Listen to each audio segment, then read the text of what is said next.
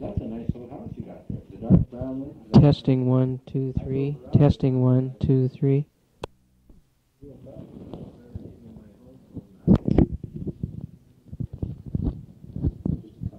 The date is 2/21/78. The time is 15:20 hours. This will be an interview with Elizabeth Kloepfer, Kloepfer. Those present at the interview are Manus, M-A-N-U-S, M. Milligan, M-I-L-L-I-G-A-N, Major Nick Mackey, and Detective Robert Keppel. Are you aware that this interview is being taped? Yes. Is it taped with your approval? Yes. Okay. Would you begin on February 16th, 78 at about 5 a.m. on Thursday and describe a telephone call that you received from Ted Bundy? Okay, it was 5 p.m. on Thursday. 5 p.m.? Yes. Okay. And he called collect. My daughter accepted the charges. I told him that he shouldn't be calling me, that my phone had a trap on it, and he said that he was in custody. And I asked him where, and he said Florida. And later in the conversation,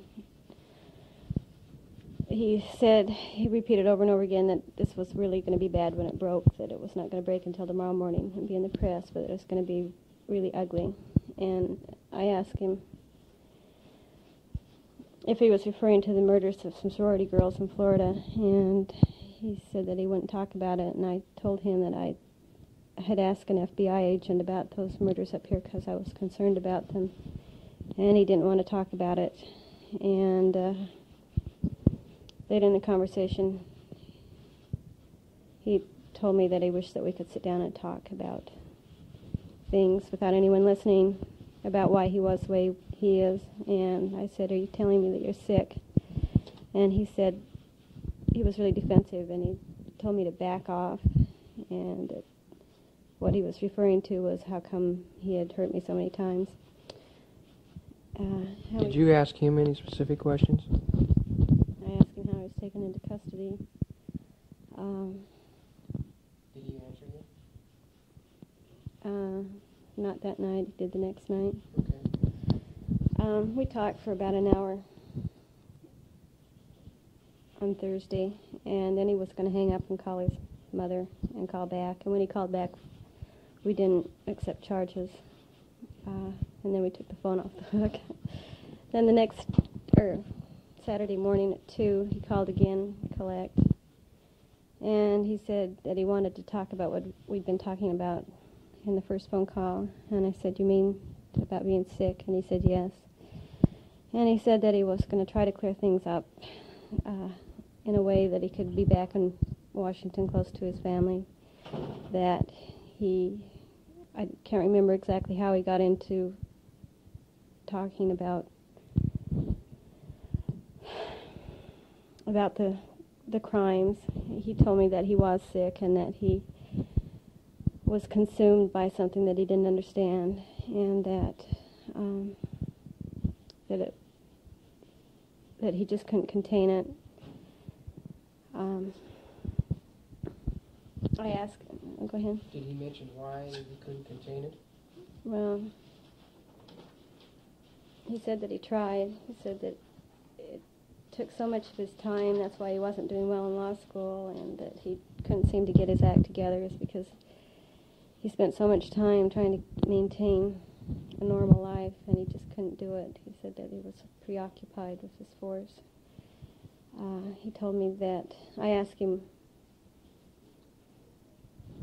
if I somehow played a part in what had happened, and he said no, that for years before he even met me, he'd been fighting the same sickness, and that when it broke, we just happened to be together.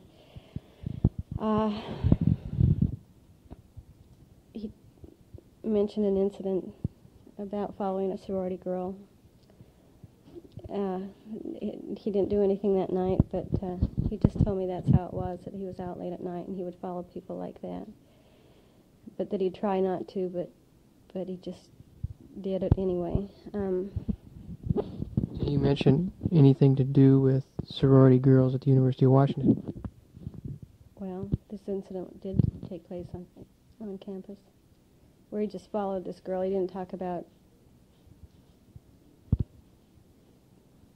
He didn't talk about the girl that was abducted from there. He did talk about Lake Sammamish. He told me that he started by saying he was sick, and he said, I don't have a split personality, and he said, I don't have blackouts. He said, I remember everything I've done. And he mentioned the day, July 14th, when 2 women were abducted from Lake Sammamish, and we went out to eat that night about 5, and he was saying that he remembered that he ate 2 hamburgers and that he enjoyed every bite of it. And that we went to Farrell's after, and he said that it wasn't that he'd forgotten what he'd done that day, or that he didn't remember, but just that it was over. The incident was over? Yeah. That's the implication I got. Did he mention the incident specifically? Yes. What did he say? He just mentioned the day. He just mentioned July 14th? He said the day of Lake Sammamish. The day of Lake Sammamish is what he said? Mm-hmm. Did he specifically say that he had done something with some women on that day? No, I knew what he was talking about, and he knew that I knew it, so we didn't relay any. Okay.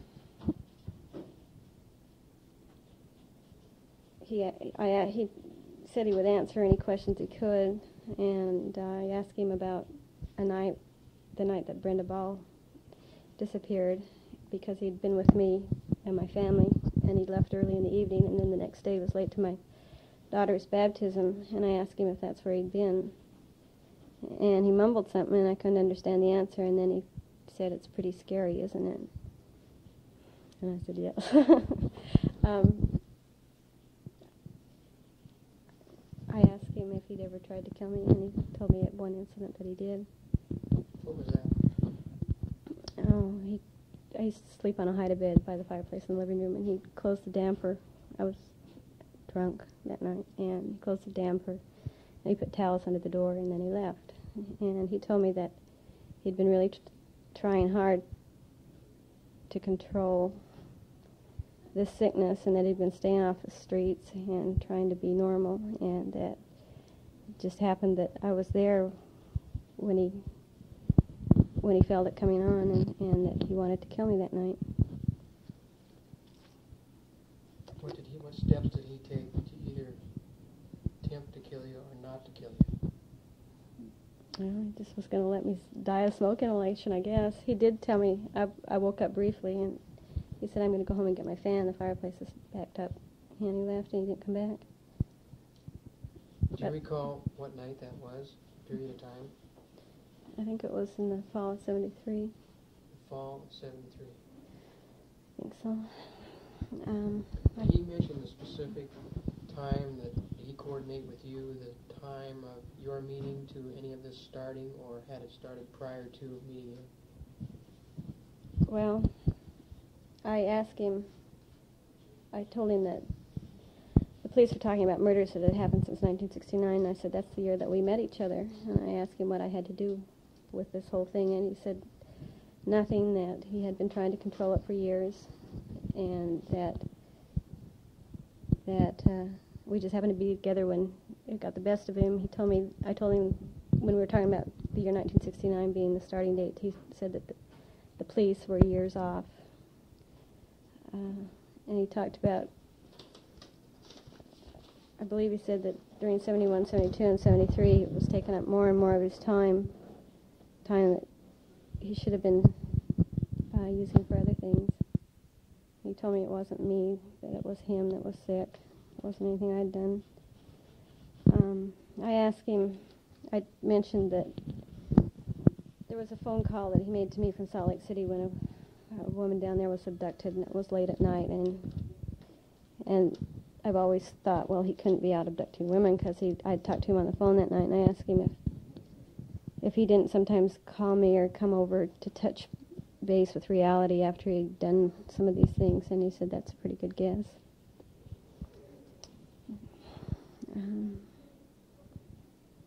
Did he mention any other specific cases besides Brenda Ball and Lake Sammamish? Like, did he mention Central Washington State College, Ellensburg, Oregon State University girl? No. Did any other missing girls' deaths come up other than those two? No. Did he mention anything with Utah or Colorado? No. He alluded to Tallahassee. I asked him specifically about the Florida murders, and he told me that he didn't want to talk about them. But then, in the same conversation, he said that he felt like he had a disease like alcoholism, like the alcoholic that couldn't take another drink.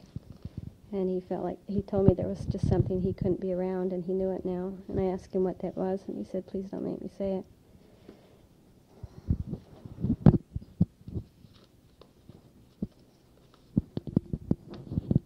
Is there any other questions that you asked him on the Saturday conversation? Not that I can remember. Can you think of anything else that she hasn't covered? That's fine. But she repeated everything over again after he had said something to her. Then she said, "You said this. You had like some ammunition. You remember eating hamburgers? You remember they taste good?" And then it went on to the other girl at South Seattle. I'm talking about that.